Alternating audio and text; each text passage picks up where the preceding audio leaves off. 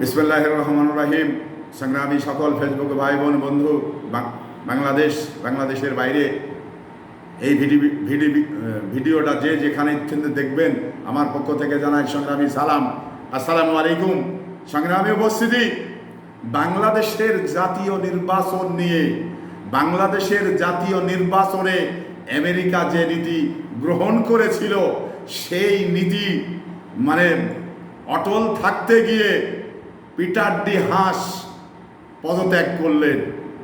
কারণ এই নির্বাচনের আগ মুহূর্ত পর্যন্ত পিটার ডি হাস বাংলাদেশে অবাধ ফেয়ার নির্বাচন করার জন্যে যথেষ্ট চেষ্টা করেছে।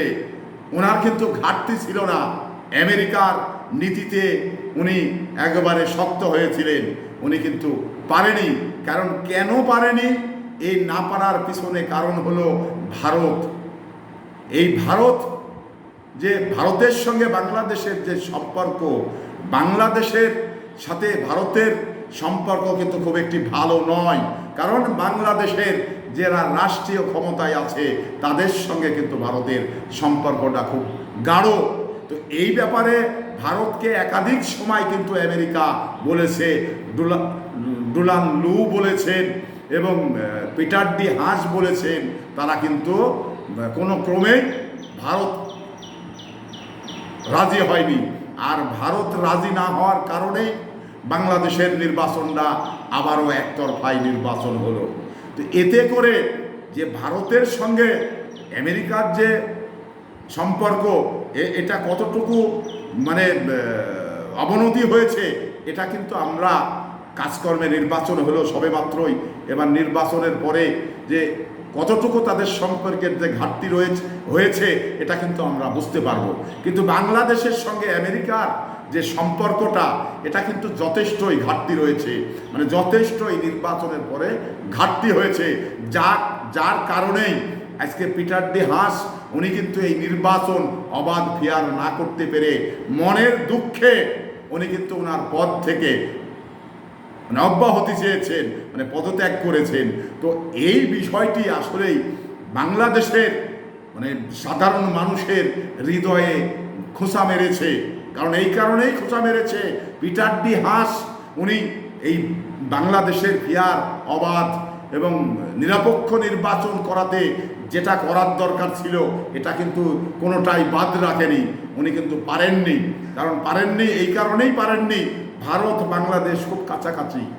তো এই কারণেই ভারতের সঙ্গে ইন্দো-প্যাসিফিক যে সম্পর্ক রয়েছে, এই সম্পর্কের কারণেই এটা কিন্তু সম্ভব হয়নি। তো যে ভারতের স্বরাষ্ট্রমন্ত্রী অমিত শাহ যে কথাটি বলেছিল, আমরা সংবাদ মাধ্যমে বুঝতে পারলাম এবং আমরা আনন্দবাজার পত্রিকাতে যেটা বুঝতে পারলাম, ভারতের স্বরাষ্ট্রমন্ত্রীর কৌশলেই বাংলাদেশের নির্বাচনটা হয়েছে। এটা কিন্তু অস্বীকার করার কিছু নেই, পত্রিকাতে এসছে। তো সেই জায়গাতে ভারত এই নির্বাচনটাকে ভারত নিজে করিয়েছে। বাংলাদেশের নির্বাচন কমিশন করেনি, প্রধানমন্ত্রী করায়নি, করিয়েছে ভারত। ভারত সমস্ত দায়ী দায়িত্ব নিয়ে এই নির্বাচনটা এইভাবে একতরফাভাবে করিয়েছে। তো আমরা যে কথাটি বলি, সে কথাটি হলো এখানে ভারতের লাভ কি আর ভারতের ক্ষতিই বা কি? এখানে আমরা ব্যক্তিগতভাবে যেটা মনে করি, বাংলাদেশের সঙ্গে ভারতের সম্পর্ক কিন্তু খুব একটি ভালো নেই। বাংলাদেশের মানুষের সঙ্গে কিন্তু ভারতের সম্পর্ক ভালো নেই। কারণ কাঁটাতারের বেড়ার কাছে গেলেই আপনাকে গুলি করে মারছে, ফেলানিকে মেরেছে, আপনার অনেক গরুর রাখালকে মেরেছে। প্রতি মুহূর্তে কিন্তু এই গুলি করাটাই অব্যাহত রয়েছে। এটাতে কোনো সম্পর্ক গাঢ় হয়নি। কিন্তু এই বাংলাদেশের রাষ্ট্রীয় ক্ষমতায় যারা রয়েছে তাদের সঙ্গে ব্যক্তিগত সম্পর্ক ভারতের যথেষ্ট রয়েছে। কারণ এমনকি যদি এই সরকার ক্ষমতাচ্যুত হয়ে যায়, তাহলে ওরা দেখবেন সবাই ভারতে শেল্টার নেবে, ভারতে আশ্রয়ও দিবে কিন্তু ভারত সরকার। কারণ অবৈধটা ভারত করাচ্ছে, তাহলে এই শেষ পর্যন্ত এদের নিরাপত্তাও কিন্তু ভারতই দিবে। তো এই কারণেই আজকে মনের দুঃখে এই পিটার ডি হাস উনি কিন্তু ওনার পদ থেকে অব্যাহতি দিয়েছেন। কারণ উনি পারেননি, উনি বাংলাদেশের গণমানুষের প্রত্যাশা পুরা করতে পারেননি। উনি আমেরিকার মতো একটি বড় রাষ্ট্রের রাষ্ট্রদূত, উনি চেষ্টার ত্রুটি করেননি, তারপরেও কিন্তু উনি পারেননি, উনি ব্যর্থ। এই ব্যর্থতার দায় সহ্য না করতে পেরে উনি কিন্তু নিজে পদত্যাগ করেছে। তো সংগ্রামী উপস্থিতি, এই যদি হয় মানে বাংলাদেশের নির্বাচন ব্যবস্থা, তাহলে নির্বাচনের প্রতি জনগণের অনাগ্রহ জাগে, এমনি আগ্রহ থাকে না, আগ্রহ থাকার কথা না।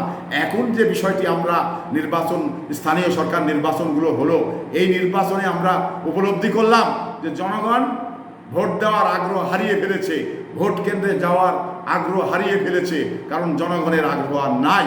তো সংগ্রামী উপস্থিতি, এই জন্যে সমস্ত দায়ভার ভারতকে নিতে হবে, এর জন্যে সমস্ত দায় ভারতের।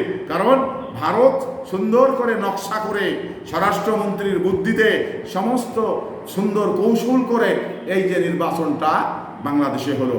আর যখন নির্বাচন সময় শিডিউল ঘোষণা হলো, তার আগেই কিন্তু বিএনপি সহ বিরোধী দলগুলো রয়েছে সমস্ত নেতৃবৃন্দকে জেলখানায় রেখে একতরফা নির্বাচন করে এরা কিন্তু ক্ষমতায় আবারও বসে গেল।